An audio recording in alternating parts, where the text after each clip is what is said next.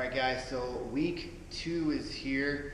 You've seen the workout, it's kind of a tricky one. We got the walking lunge, we have the toe to bar, we have the power clean with the dumbbells, we got some bar muscle ups thrown in there as well. Good thing is, we do bar muscle ups all the time. You guys are pretty freaking well prepared for this workout, and Matt and I are really fired up to see how you guys will perform with this. I think it's going to be a good week for us in general. A specific warm-up and general warm-up will be provided on TrainFTW tomorrow, so refresh your calendar tomorrow morning. You'll see that stuff in there and dialed in. A lot of this workout has to do with, obviously just how you pace it, both from a grip standpoint as well as just a management of your reps based on your ability standpoint for things like the toes to bar, and obviously a huge part of that being the bar muscle up. Make sure you guys check the game site and have checked all the standards as far as the layout for the 25 feet out and back, and obviously the range of motion requirements. If you're going to be submitting a video for review, make sure all that stuff is to the specifications of HQ. Some other things now. Pacing, like we said, is huge. Matt and I have talked. We think that small amounts of reps at a time with controlled breathing as rest to keep yourself moving will end up being paying off a bit more later on in the workout versus starting off with some higher rep sets and is trying to get a little ambitious in the beginning. For the actual specific movements, the lunges, the first thing to consider will be just the dumbbell position. I messed around with the round of this thing, and surprisingly the lunges were a bit more difficult than I thought. I had a little more success by having the heads of the bell stacked on top of each other, kind of like you would see, you saw Boz do on the Facebook feed. This here was a lot more comfortable and kind of almost relaxed, more the upper back versus that last position. That last position with the bells being parallel to the floor fried my upper back a bit more. So play with it a little bit. The heads on top of the shoulder do require a little bit more accuracy there, but if you pinch it in tight to your head, I think you won't have too much problem with that stability. Matt and I are going to recommend, at least after the first down and back, that once you hit your 25 feet, drop the bells, take some tension off the upper back, and then proceed going backwards. If that is not being problematic for you at all, you just keep the bells on your shoulders. Just know that time under tension does create fatigue, whether it feels hard or not. And obviously, if you can, to save some time, try to step through. Just make sure you are meeting the requirements of getting full extension. If you need to slow your breathing down a little bit, then we'll recommend having a pause at the top before resetting and then going to the next leg. For the toes to bar, this is where grip becomes an issue, and obviously will have a compounding effect on your bar muscle ups. A couple things before we start the workout. We are going to recommend just a seated pike stretch that we want to use to help mobilize the hamstrings. A lot of your toe to bar fatigue can be reduced a little bit by just having a bit more mobile hamstrings due to that flexibility requirement with that movement. So definitely hit that up. Rep management will be key. If you're really solid at toes to bar, going 10 and then 6 could be a good option for you. We're going to recommend for most everyone to go a bit less than that. We're going to recommend going sets of 6, 5, 5, or even going down to 4 sets of 4 for your reps. With that, with those smaller sets, we have to be mindful of just controlled breathing. We want to see 3 breaths or 5 breaths max before we're able to go back on the bar. That'll be good for the first couple rounds on toes to bar. When fatigue sets in, whether it's grip or just hip flexor fatigue, going to the quick singles can be extremely beneficial, especially if you make it back to the toes to bar after all those bar muscle ups, and you just have to kind of keep on moving. You're going to want to make sure that you have a low bar height. And what quick singles can look like will be something like this here.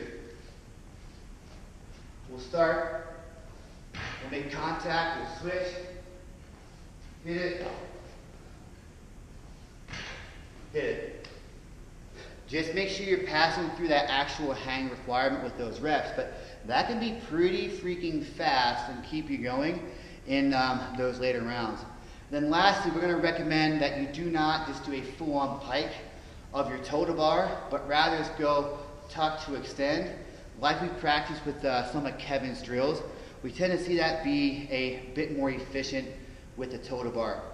If you have trouble cycling the movement, obviously singles might be the way to go for you. If you want to practice some things beforehand, it would just be work on a basic kip swing, maybe do 2 or 3, and then work on getting a high knee raise before returning back into a kip swing again. This would be good for athletes at your affiliates, just to work timing. That looks like this here.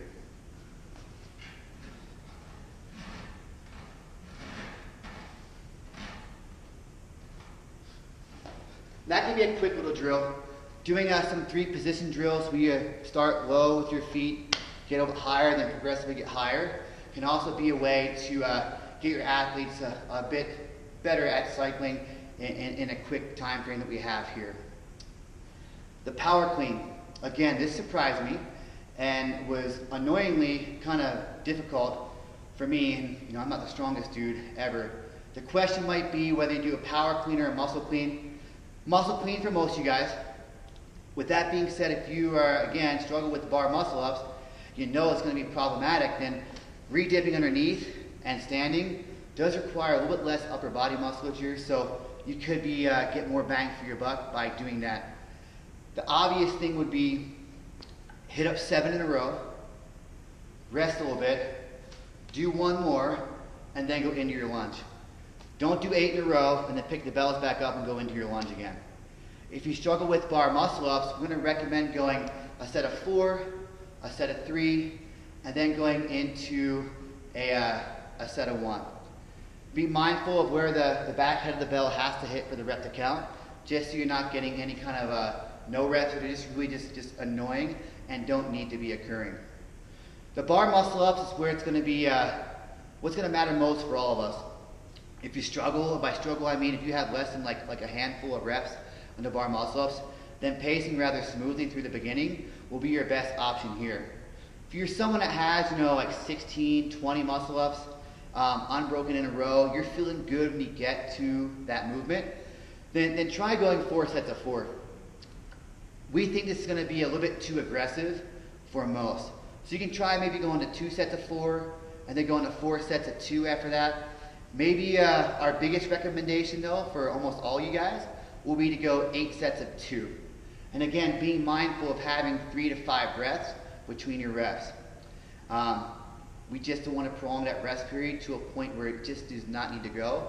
And that can happen just unintentionally if we're just not mindful with it. Singles can be a great way to go for a lot of you guys. Hitting 1 rep at a time, focusing on a big forward swing can be a great way to keep on moving for a lot of you guys. So don't just kind of shy away from that.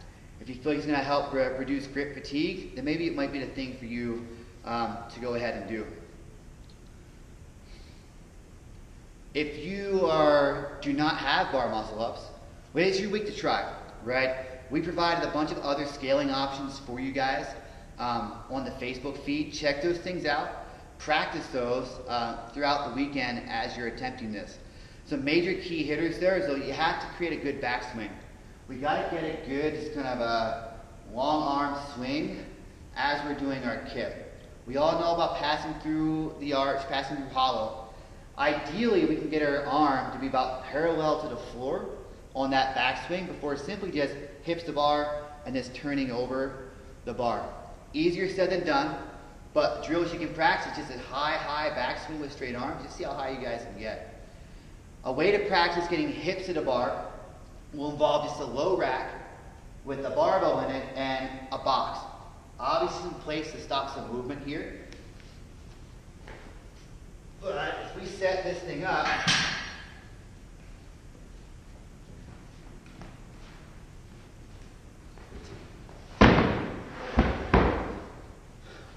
we're going to focus just on a long arm press down and then driving hips to bar.